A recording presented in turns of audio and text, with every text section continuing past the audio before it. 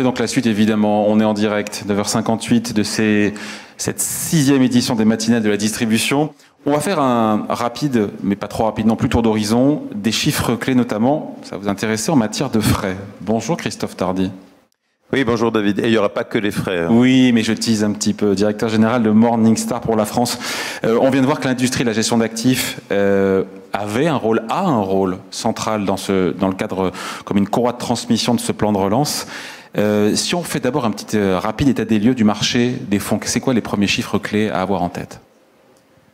Alors, les tendances, et peut-être justement pour pouvoir lancer ces tendances, je vais reprendre le titre du rapport du Sénat qui est sorti le mois dernier, qui est donc le rapport pour la protection des épargnants, qui est payer moins et gagner plus. Donc en gros, avoir des frais moins élevés et investir dans autre chose que du fonds en euros et des livrets. Donc ça un peu, ce sont les tendances, ce sont les chiffres, David, dont on va parler. C'est d'abord une baisse des frais courants sur l'ensemble des OPCVM. Donc là, je ne parle pas uniquement des fonds relance, hein, bien sûr, on est sur un univers qui est large. Donc une baisse qui existe depuis très longtemps. Si je prends des chiffres, en 2000 aux États-Unis, on était à peu près à 0,90, un peu moins d'1%. Bah, voilà, les chiffres sont là. Donc 0,93 en 2000 et 0,41 en 2020. Donc là, on est sur des chiffres US, en Europe, et c'est le graphique que vous avez ici, on est à 1% en 2013 et 0,69% en 2020. Ici, je parle de chiffres pondérés par les encours. Donc du coup, c'est quelque chose d'assez différent de la moyenne arithmétique. Si on prend la moyenne arithmétique, la baisse, elle est moins importante. Ici, on a moins 31% de baisse si elle est pondérée par les encours.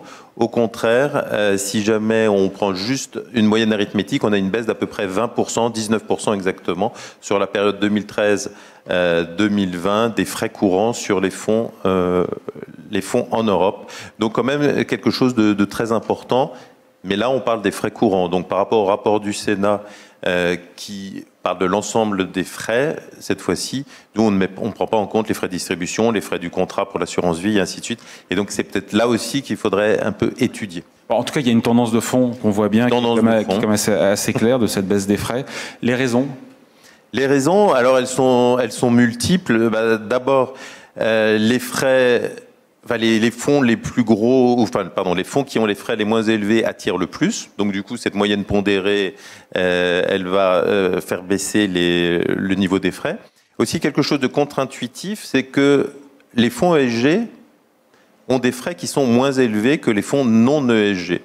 Ça, c'est un peu une surprise parce que on pensait que le rajout de la partie ESG allait justement rajouter une partie des frais. En fait, c'est pas du tout ce que l'on voit. Ici, on voit que les fonds ESG, ils sont à 0,57%, donc toujours en moyenne frais courants. On parle gestion active ou gestion passive, là ?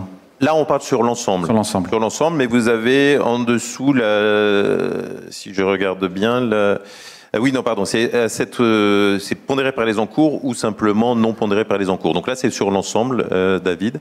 Et donc, du coup, les fonds ESG sont moins chers, mais simplement la gestion, c'est là où vous avez raison, la gestion passive, les fonds ESG sont plus chers en termes de frais. Tout ça est contre-intuitif, hein, quand même. Hein. C'est un peu contre-intuitif et du coup, ça va faire baisser la moyenne parce que ce sont ces nouveaux fonds ESG qui sont le plus lancés et donc du coup qui vont faire baisser l'ensemble de la moyenne puisque bien sûr c'est la tendance, on en a parlé l'année dernière au matinal, on en a parlé encore ce matin, l'ESG. Donc les ETF ESG sont plus chargés que les ETF non ESG en gestion active, c'est le contraire. Exactement. C'est intéressant quand même. Justement sur la gestion passive, on en est où ? Alors là aussi c'est un développement qui est très important et qui est, je dirais, la principale raison aussi de la baisse des frais, c'est la concurrence de la gestion passive. La gestion passive, aujourd'hui en Europe, c'est à peu près 0,20% en frais courants. Donc pour vous montrer vraiment une différence avec l'ensemble des fonds. Et aujourd'hui, la gestion passive, ça représente en Europe 21% de tous les encours. On est loin des États-Unis. Les États-Unis, c'est 44%, et les États-Unis où on a toujours une explosion de la gestion passive. On a à peu près collecté sur un an, fin septembre, aux États-Unis, 800 milliards de dollars sur la gestion passive par rapport à 200 milliards sur la gestion active, alors que la gestion active représente encore une partie importante des encours. Donc en pourcentage, la gestion passive augmente beaucoup. En Europe aussi, c'est la même chose. Et là, peut-être un petit point sur la crise du Covid aussi et de voir son impact sur les encours. Ici, vous voyez sur ce graphique, bien sûr, l'importance de la décollecte en mars 2020, oui, j'ai du mal à me relire. Donc en mars 2020, bien sûr, avec l'arrivée de la crise de la Covid. Donc des collectes massives, mais des collectes massives surtout sur la gestion passive. On a 10 fois plus de décollectes sur la partie active que sur la partie passive, alors qu'en fait, on devrait avoir un rapport de 1 pour 4. Donc vraiment, la gestion active a beaucoup souffert en mars 2020. D'autres chiffres clés à avoir en tête? Alors, une nouvelle tendance, et là ça va peut-être avec le gagner plus du rapport du Sénat, c'est l'importance que prennent les catégories plus risquées. Donc notamment, ici on voit les catégories actions.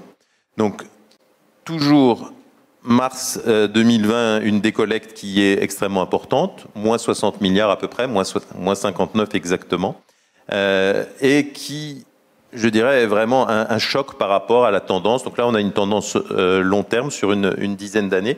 Et pourquoi j'ai choisi de mettre en valeur ces 10 ans ou de vous montrer ces 10 ans, c'est parce que, au contraire, fin 2020, novembre, décembre et début 2021, on a une collecte record sur la gestion actions, sur les catégories actions, donc une collecte de 63 milliards, 61 milliards et quasiment 60 milliards sur ces 3 mois. Donc il faut mettre en rapport vraiment une collecte record sur des catégories plus risquées.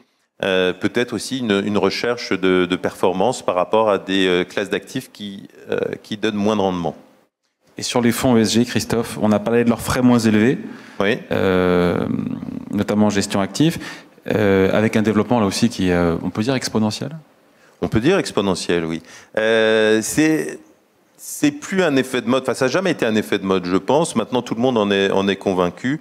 Dans chaque table ronde, on en parle, l'ESG. Maintenant, on a un indicateur depuis mars 2021 qui nous permet de suivre l'importance de ces fonds. C'est grâce au règlement SFDR, on a donc classifié les fonds en article 9, article 8, article 6. Donc article 9, les fonds qui ont un objectif environnemental ou sociétal.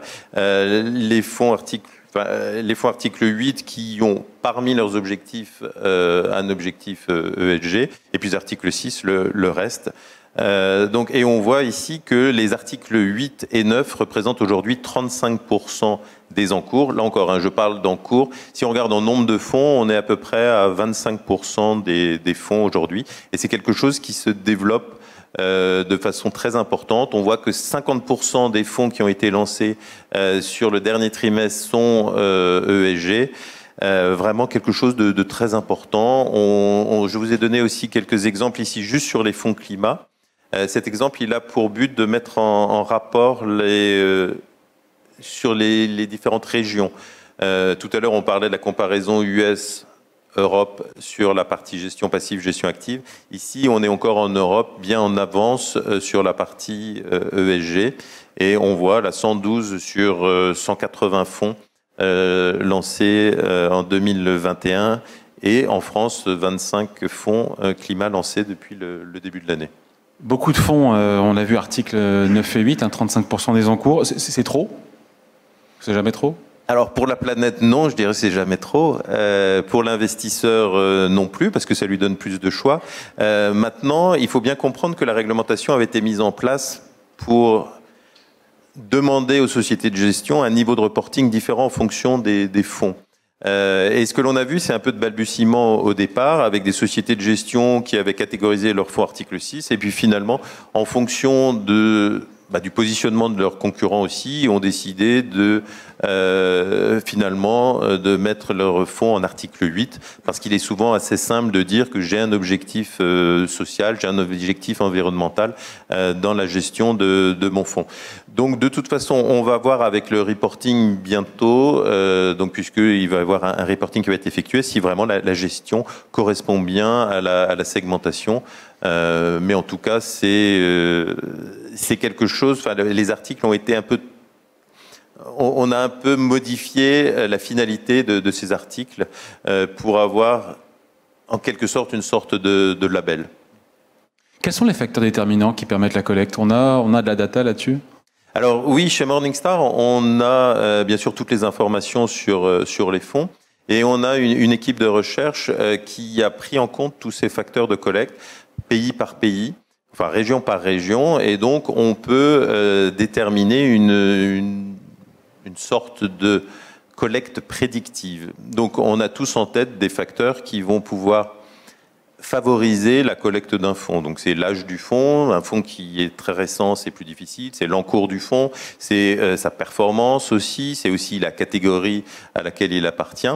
Donc en fait, le fait qu'il soit ESG, le fait que ce soit de la gestion passive, enfin, je peux en citer un nombre important. Et là, par exemple, on voit que les impacts des frais sur la collecte. Ici, j'ai pris le premier quartile des fonds les moins chers, donc les 25% des fonds les moins chers, et on les met en comparaison avec les 75% des fonds restants, et on voit bien que ce sont les fonds les moins chers qui attirent les flux. Donc une collecte... C'est devenu un critère discriminant très fort. C'est devenu un critère important dans le choix, parce que je vais vous dire, c'est le seul dont on est sûr. À la fin, on ne sait pas combien on va gagner, mais en tout cas, on sait combien on va payer dans l'année.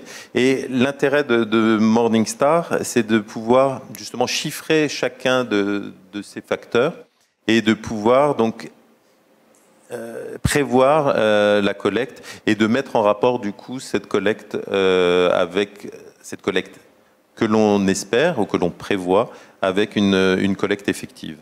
Conclusion, parce qu'il nous reste quelques minutes. Donc, conclusion.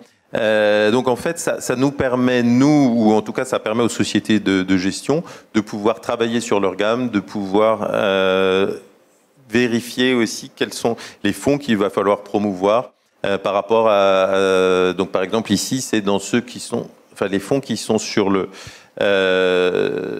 dans les carrés bleus en fait. Ce sont les fonds qui devraient collecter pour nous et qui aujourd'hui ne collectent pas. Donc vraiment un travail sur la gamme. Mais pour revenir sur les tendances, et ça sera ma conclusion, David, je ne serai pas trop long. Les frais baissent, ça c'est une donnée importante. Là encore, les frais baissent, je parle des frais courants sur les fonds. Il faudrait voir l'ensemble des frais.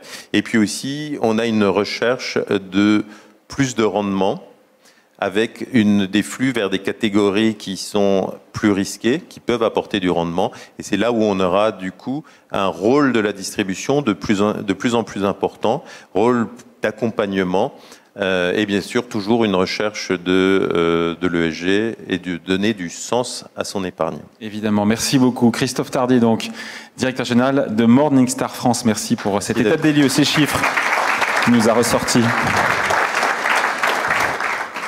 On continue ces tables rondes avec cette question, comment les gammes, on rentre dans le détail, comment les gammes de produits, comment les gammes de fonds se sont adaptées à cette nouvelle donne depuis maintenant 18 mois. 18 mois, réponse maintenant.